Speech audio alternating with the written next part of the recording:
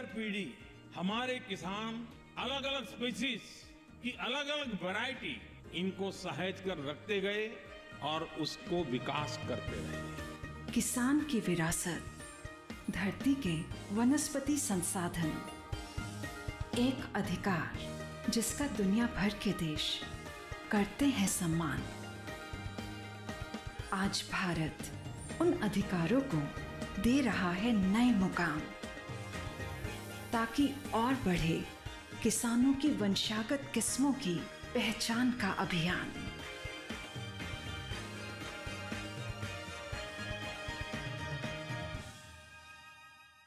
नमस्कार, आप देख रहे हैं दूरदर्शन किसान।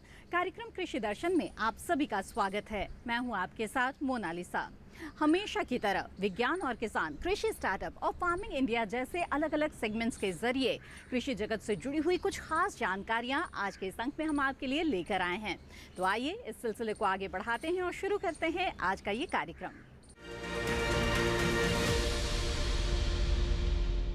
हमारे किसान साथी काजू की खेती कब और कैसे करें, इस बारे में कृषि मंत्रालय के उप निदेशक श्री रविंद्र कुमार ने हमें कुछ बेहद ही खास जानकारियां दी।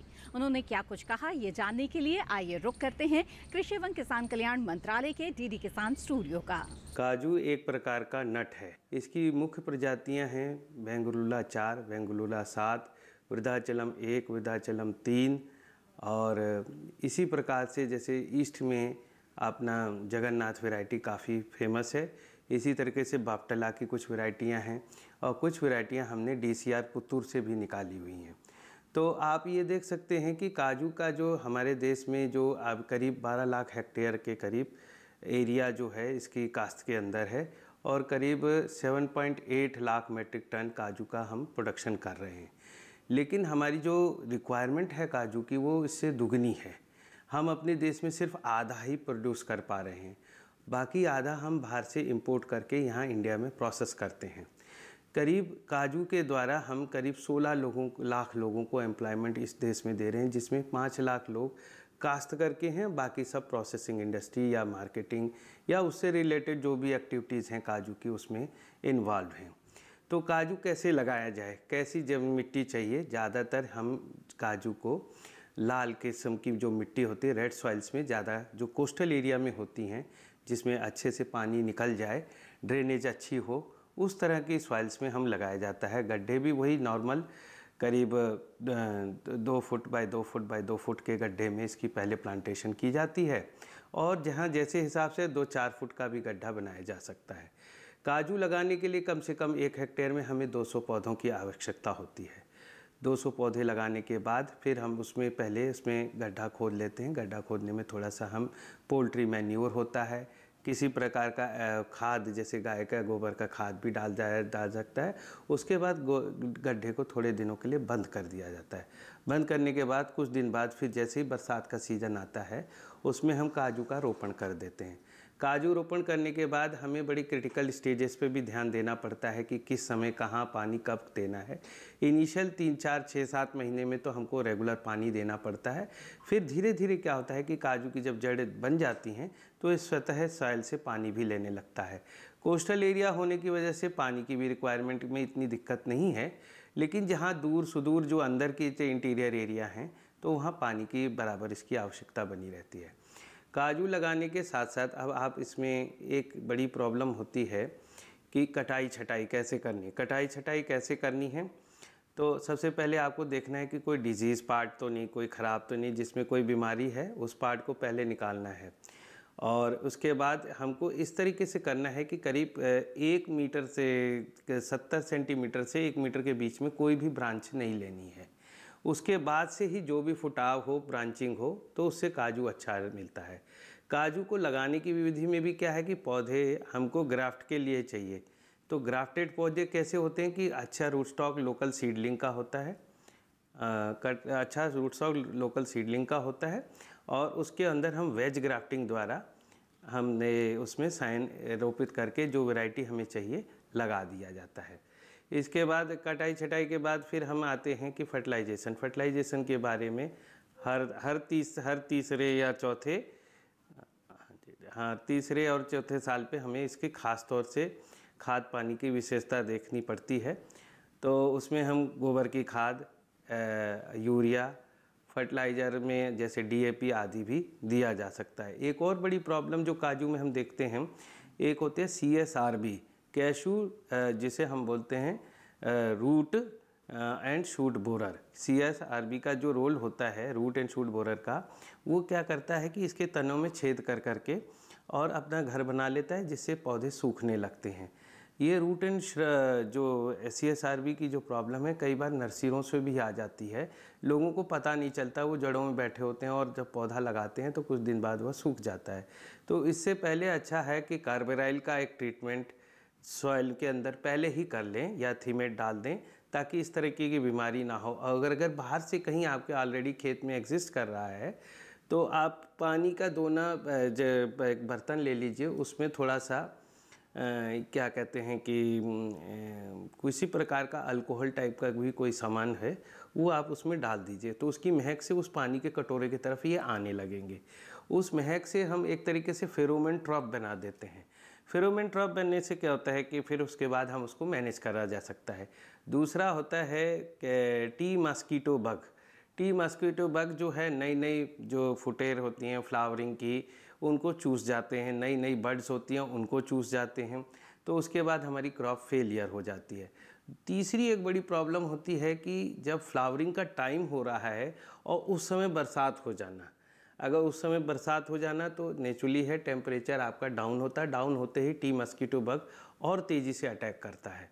तो इन सब चीज़ों को ध्यान में रखते हुए आप अब काजू की काश्त कीजिए।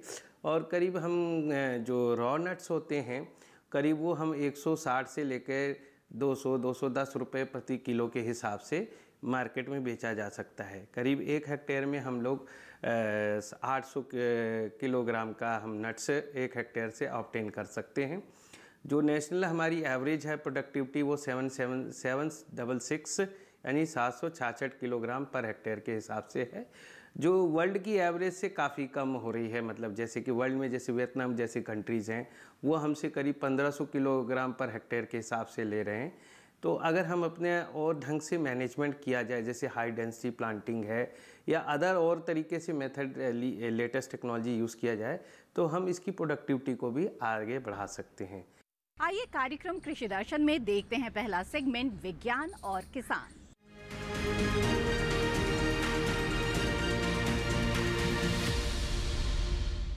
हमारे बहुत सारे किसान जिनके पास ज़मीन की कमी है, लेकिन उनके पास एक छोटा सा तालाब है, उनके लिए आमदनी का ये एक बहुत ही बढ़िया स्रोत हो सकता है। किस तरह से एक छोटे से तालाब से भी आप अच्छी कमाई कर सकते हैं, आइए आपको बताते हैं इस रिपोर्ट के जरिए।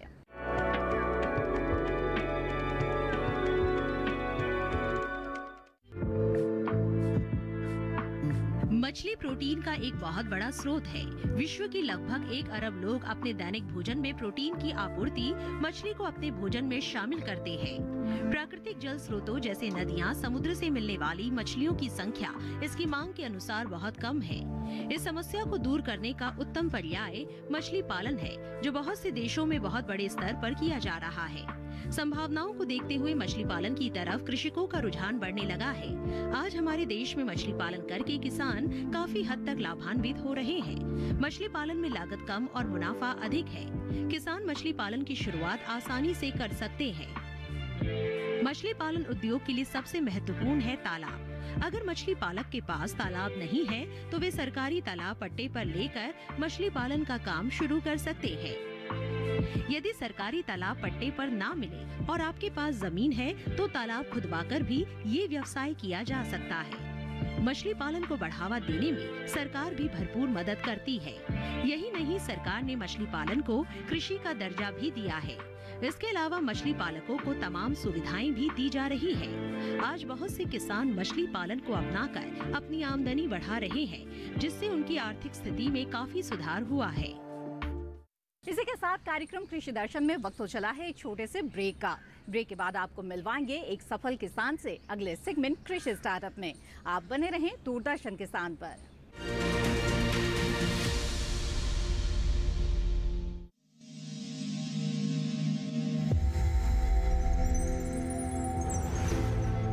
आत्मनिर्भर किसान भारत की शान। उत्पादन में आत्मनिर्भर होने के साथ साथ फसल की कटाई के उपरांत उपज की हानि को रोकने, ग्रामीण क्षेत्रों में रोजगार सृजन करने और बीज से बाजार तक के विजन को मजबूती देने के उद्देश्य से 1 वर्ष पूर्व माननीय प्रधानमंत्री श्री नरेंद्र मोदी जी ने एक महत्वाकांक्षी केंद्रीय योजना एग्रीकल्चर इंफ्रास्ट्रक्चर फंड की शुरुआत की।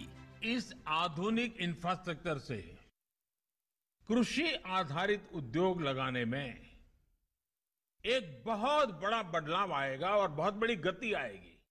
साथियों, अब हम उस स्थिति की तरफ बढ़ रहे हैं जहां गांव के कृषि उद्योगों से फूड आधारित उत्पाद शहर जाएंगे और यही तो आत्मनिर्भर भारत अभियान का संकल्प है। एग्रीकल्चर इंफ्रास्ट्रक्चर फंड से पात्र लाभार्थी गोदामों का निर्माण कर सकते हैं, छटाई या ग्रेडिंग इकाई, पैकिंग हाउस, सप्लाई चेन और कोल्ड चेन जैसी सुविधाएं या फिर प्राथमिक कृषि प्रसंस्करण केंद्र की स्थापना कर सकते हैं। इस योजना के तहत पात्र लाभार्थियों को 2 करोड़ रुपए तक के ऋण पर अधिकतम 7 वर्ष के लिए ब्याज में 3% तक की छूट दी जा रही है। ऋण पुनर्भुगतान के लिए 6 महीने से 2 वर्ष तक मोरेटोरियम की सुविधा भी उपलब्ध है। इस योजना ने अब तक सफलता की कई मिसालें कायम की हैं, जैसे कि मध्य प्रदेश के लाभार्थी श्री विपिन त्रिपाठी ने एग्रीकल्चर वेस्ट से बायोफ्यूल बनाने का इनोवेटिव प्राइमरी प्रोसेसिंग सेंटर लगाया है। लोन मिलने की वजह से हम समय पर सारी मशीनों का प्रोक्योरमेंट और सारा सिविल वर्क टाइम पे करवा पाए, जिससे ये प्रोजेक्ट को लगाना संभव हो पाए। राजस्थान के लाभार्थी श्री यशवर्धन मुंद्रा ने सॉर्टिंग एंड ग्रेडिंग यूनिट लगाकर रोजगार के अवसर पैदा किए हैं। कर्नाटक की महिला उद्यमी श्रीमती ममता वी ने प्राइमरी प्रोसेसिंग सेंटर लगाकर प्रगति की नई राह चुनी है। ಸಣ್ಣ ಪುಟ್ಟ ಉದ್ಯಮಿಗಳನ್ನ ಮತ್ತಷ್ಟು ಅಗ್ರಿಕಲ್ಚರಲ್ಲಿ ಹೆಚ್ಚು ನಾವು ಇನ್ನಷ್ಟು ಸಾಧನೆ ಮಾಡಲಿಕ್ಕೆ ಕಾರಣಕಾರಕವಾದಂತ ಈ ಅಗ್ರಿಕಲ್ಚರಲ್ ಇನ್ಫ್ರಾಸ್ಟ್ರಕ್ಚರ್ ಫಂಡ್ ಇಂದ ನಮ್ಮ ಇನ್ನಷ್ಟು ಯೋಜನೆಗಳು ಆಯೋಜನೆಗಳು ಉತ್ತಮಗೊಂಡಿದೆ। राजस्थान के लाभार्थी श्री दिनेश भट्टर ने जीरे की प्रोसेसिंग यूनिट लगाकर आसपास के ग्रामीणों को आत्मनिर्भरता प्रदान की है। महाराष्ट्र के लाभार्थी श्री अनूप कुमार मोहता ने वेयर हाउस बनाकर अन्न भंडारण को सुनिश्चित किया है। आज देश के कोने कोने से किसान, कृषि उद्यमी, किसान उत्पादक संघ, प्राथमिक कृषि सहकारी समितियां, स्वयं सहायता समूह और कृषि उपज मंडियां इस योजना का लाभ उठा रहे हैं।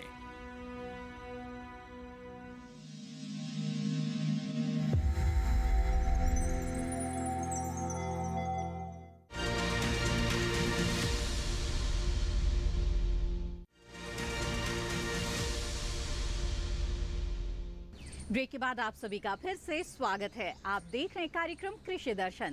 आइए इस कार्यक्रम को आगे बढ़ाते हैं और नजर डाल लेते हैं अगले सेगमेंट कृषि स्टार्टअप पर।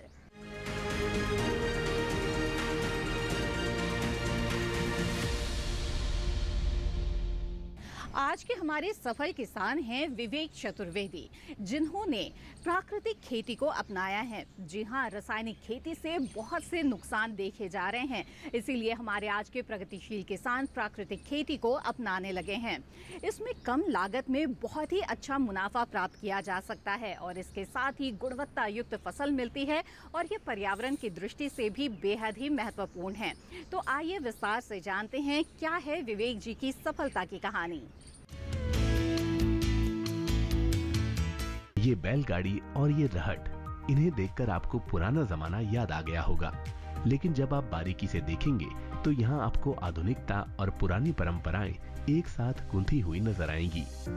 ये विवेक चतुर्वेदी के खेत हैं और ये दोनों मशीनें उनके अद्भुत कृषि मॉडल का हिस्सा हैं। ऐसा मॉडल जो प्राकृतिक खेती के मूल सिद्धांतों से भी 2 कदम आगे है। इनका मॉडल सिर्फ रसायन मुक्त खेती की ही बात नहीं करता, बल्कि प्रदूषण मुक्त खेती को भी अपनाता है।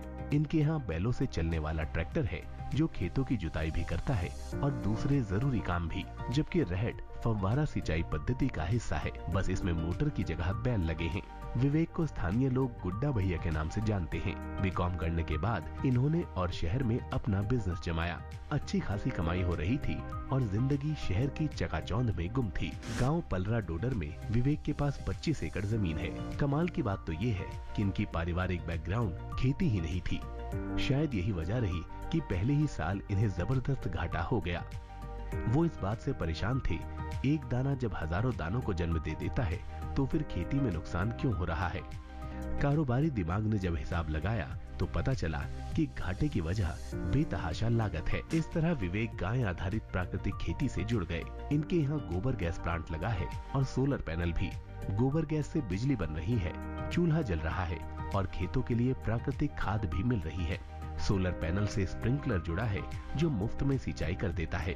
धूप न होने पर स्प्रिंकलर चलाने की जिम्मेदारी बैलों पर ही होती है। जीवामृत को इसी स्प्रिंकलर के माध्यम से फसलों तक सिंचाई के साथ पहुंचा दिया जाता है। इसके अलावा भी यहाँ कई ऐसे यंत्र मिल जाएंगे जो या तो हाथ से चलते हैं या फिर बैटरी से। तो कुछ भी हमारा जा नहीं रहा, बाहर से हम कुछ भी ले नहीं रहे। इसी प्रकार से हर अंग पे हमने काम किया। जैसे निराई एक बहुत बड़ा खर्चा है, सिंचाई एक बहुत बड़ा खर्चा है, तो सिंचाई के कुछ साधन हमने बनाए। जैसे हमने एक ऐसा स्प्रिंकलर बनाया जो दाम में 1/3 से भी कम है। विवेक के पास 30-32 गायें हैं और 2 जोड़ी बैल। इनसे रोजाना 300-400 किलो गोबर मिल जाता है।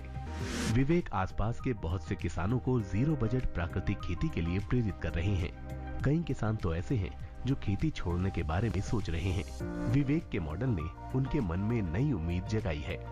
लोगों में अब जागरूकता आ रही है। वो धीरे धीरे ही सही रसायन मुक्त उत्पादों को पसंद करने लगे हैं। केमिकल प्रभावों से मुक्त फसल के बाजार में अच्छे भाव मिल जाते हैं। सरकार भी परंपरागत कृषि विकास योजना के अंतर्गत भारतीय प्राकृतिक कृषि पद्धति के नाम से एक उप योजना चला रही है। इसके जरिए 500 हेक्टेयर के क्लस्टर के आधार पर प्राकृतिक खेती को प्रोत्साहित किया जा रहा है। 1 हेक्टेयर प्राकृतिक खेती के लिए 3 साल तक 12,200 रुपए की सहायता भी दी जा रही है। इनमें से 2,000 रुपए इंसेंटिव के रूप में सीधे किसानों के खाते में डाले जा रहे हैं। अब तक 4 लाख हेक्टेयर से भी अधिक जमीन प्राकृतिक खेती के अंतर्गत आ चुकी है। अंतर्राष्ट्रीय स्तर पर प्राकृतिक खेती को पुनर्योजी खेती का रूप माना गया है। ऐसा रूप जिसका मकसद धरती को बचाने के लिए कार्य योजना पर अमल करना है। इसी के साथ कार्यक्रम कृषि दर्शन में वक्त है एक और छोटे से ब्रेक का। जल्द हाजिर होंगे लेकर अगला सेगमेंट फार्मिंग इंडिया। आप बने रहें दूरदर्शन किसान पर।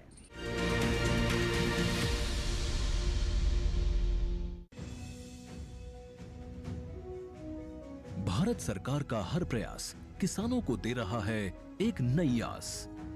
देश के किसानों की खुशहाली और उन्हें आत्मनिर्भर बनाने के लिए भारत सरकार समर्पित है। प्रधानमंत्री श्री नरेंद्र मोदी जी के नेतृत्व में कृषि क्षेत्र में किए गए निरंतर प्रयासों के फलस्वरूप देश खाद्यान्न व बागवानी के क्षेत्र में आत्मनिर्भर हो चुका है और देश में दलहन का उत्पादन भी बढ़ा है। इसी तरह भारत सरकार ने खाद्य तेलों के उत्पादन को बढ़ाने के भी अनेक प्रयास किए हैं। इसी क्रम को आगे बढ़ाते हुए माननीय प्रधानमंत्री श्री नरेंद्र मोदी जी के नेतृत्व में भारत सरकार ने दूरदर्शी निर्णय लेते हुए राष्ट्रीय खाद्य तेल मिशन ऑयल पाम की शुरुआत की है। इस मिशन से देश भर के किसानों को बहुत लाभ मिलेगा। कृषि के पूंजी निवेश में वृद्धि होगी, खाद्य तेल आयात पर देश की निर्भरता कम होगी और रोजगार के नए अवसर पैदा होंगे। खाने के तेल में आत्मनिर्भरता के लिए अब राष्ट्रीय खाद्य तेल मिशन ऑयल पाम का संकल्प लिया गया है। इससे किसानों को तो सीधा लाभ होगा ही, गरीब और मध्यम वर्ग के परिवारों को सस्ता और अच्छी क्वालिटी का तेल भी मिलेगा। यही नहीं, ये मिशन बड़े स्तर पर रोजगार का निर्माण करेगा। इस मिशन के अंतर्गत ऑयल पाम का रकबा और पैदावार बढ़ाने पर जोर देने के लिए सरकार ने 11,000 करोड़ रुपए से अधिक की सहायता राशि निर्धारित की है। मिशन के तहत सरकार ने ऑयल पाम की खेती के लिए रोपण आदि की सहायता में बढ़ोतरी करते हुए पहले मिलने वाले 12,000 रुपए प्रति हेक्टेयर को बढ़ाकर 29,000 रुपए प्रति हेक्टेयर तक कर दिया है। ऑयल पाम के पुराने बागों के पुनरुद्धार के लिए 250 रुपए प्रति पौधा के हिसाब से विशेष सहायता दी जा रही है। पौधारोपण सामग्री की कमी दूर करने और बीजों की पैदावार करने वाले बागों को भी सहायता दी जाएगी। इसके तहत 15 हेक्टेयर ऑयल पाम उद्यान के लिए 80 लाख रुपए तक की सहायता राशि दी जाएगी। इसके अलावा नर्सरी विकास के लिए 40 लाख रुपए तक तय किए गए हैं। पूर्वोत्तर और अंडमान राज्यों के लिए विशेष सहायता का भी प्रावधान है। ऑयल पाम के किसान ताजे फलों के गुच्छे यानी FFB का उत्पादन करते हैं, जिनकी वर्तमान में कीमतें अंतर्राष्ट्रीय मूल्यों में उतार चढ़ाव के आधार पर तय होती हैं। पहली बार केंद्र सरकार ताजे फलों के गुच्छे की कीमत के लिए किसानों को आश्वासन दे रही है। ये व्यवहार्यता मूल्य यानी VP कहलाएगा, यानी किसानों को कोई घाटा नहीं होने दिया जाएगा। व्यवहार्यता मूल्य VP तय करने की शुरुआत 1 नवंबर से होगी और अगले वर्ष 31 अक्टूबर तक जारी रहेगी। इसे ऑयल पाम वर्ष कहा जाएगा। इस योजना के तहत वर्ष 2025-26 तक ऑयल पाम का रकबा 6.5 लाख हेक्टेयर सृजित करने और कच्चे ऑयल पाम की पैदावार वर्ष 2025-26 तक 11.20 लाख टन पहुंचाने का लक्ष्य निर्धारित किया गया है। सरकार के इस महत्वपूर्ण निर्णय से देश में ऑयल पाम की खेती करने वाले किसानों में विश्वास पैदा होगा और वे खेती का रकबा बढ़ाएंगे। इस तरह पाम ऑयल का उत्पादन भी बढ़ेगा, जिससे किसानों की आय बढ़ेगी और ग्रामीण अर्थव्यवस्था भी सुदृढ़ होगी।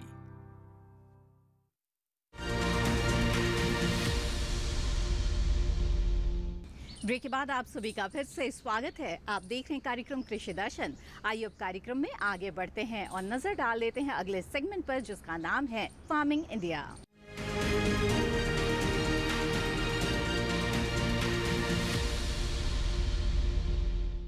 हमारे देश में बहुत से किसान ऐसे हैं जिनके पास सिंचाई की समुचित व्यवस्था नहीं है। ऐसे में उन्हें कई तरह की चुनौतियों का सामना करना पड़ जाता है। किसानों की समस्या को देखते हुए प्रधानमंत्री कृषि सिंचाई योजना चलाई जा रही है। ये किसानों के लिए किस तरह से कारगर साबित हो रही है, आइए जानते हैं इस रिपोर्ट के जरिए।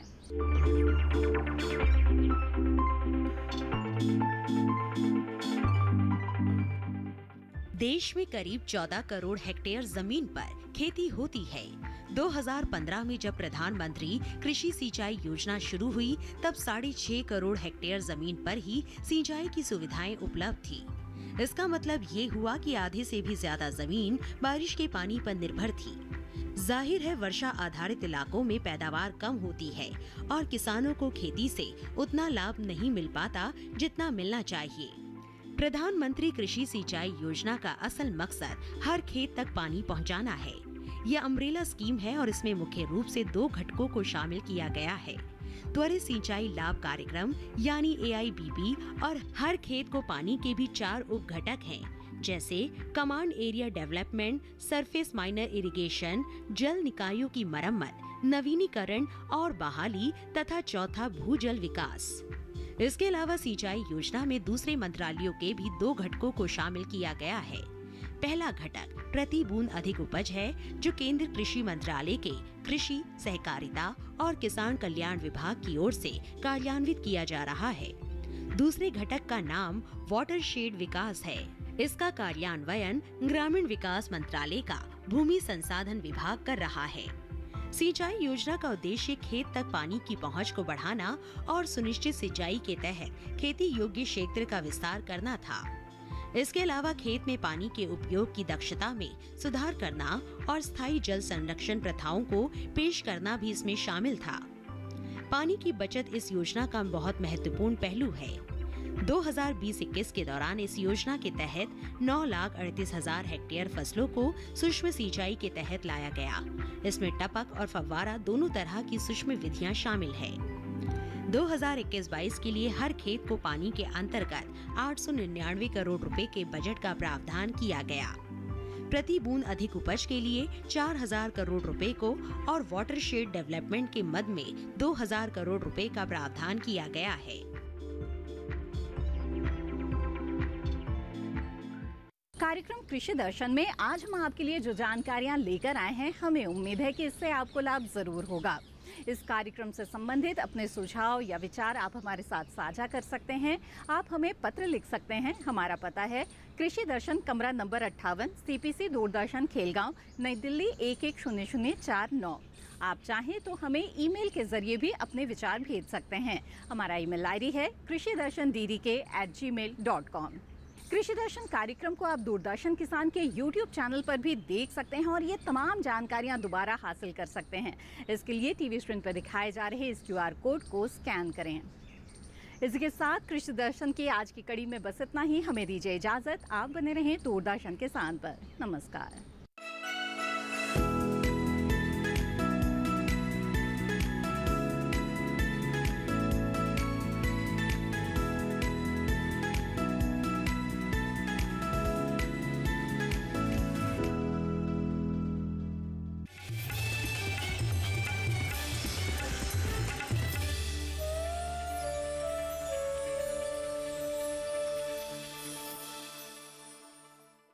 अमरनाथ यात्रा पर जाने वाले श्रद्धालुओं के लिए कुछ खास जानकारी। महिलाओं के लिए साड़ी यात्रा के लिए उपयुक्त पोशाक नहीं है। सलवार कमीज, पैंट शर्ट या ट्रैक सूट बेहतर रहेगा। 6 सप्ताह से अधिक गर्भवती महिलाओं को तीर्थ यात्रा करने की अनुमति नहीं दी जाएगी। यात्रा के दौरान उपयोग के लिए पानी की बोतल, मेवे, भुने हुए चने, टॉफी, गुड़, चॉकलेट आदि साथ जरूर रखें। अपने हाथों और चेहरे को सनबर्न से बचाने के लिए कुछ कोल्ड क्रीम, वैसलीन या सनस्क्रीन साथ रखें। जय जय बाबा बर्फानी।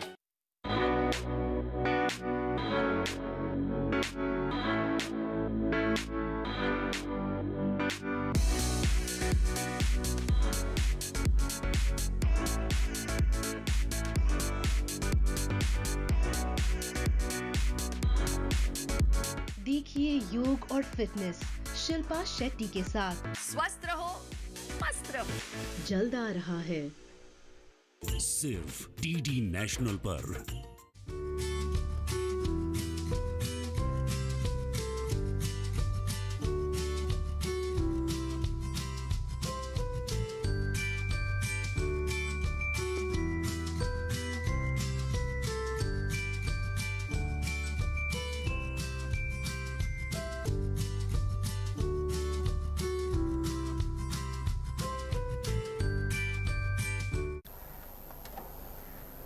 हुजूर, कोई बोमकेश पक्षी आपसे मिलना चाहते हैं।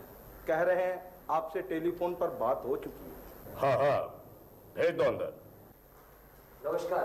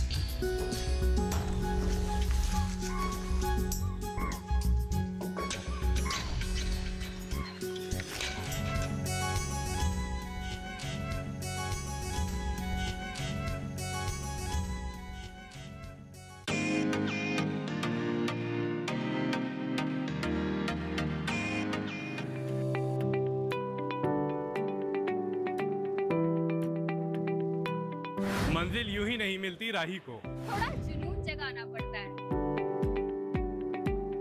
पूछा चिड़िया से कि घोंसला कैसे बनता है, बोली दिन का उठाना पड़ता है।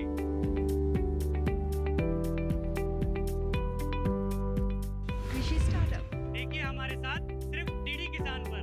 हर शनिवार रात 9:30 बजे और पुनः प्रसारण सोमवार शाम 4 बजे सिर्फ दूरदर्शन किसान पर।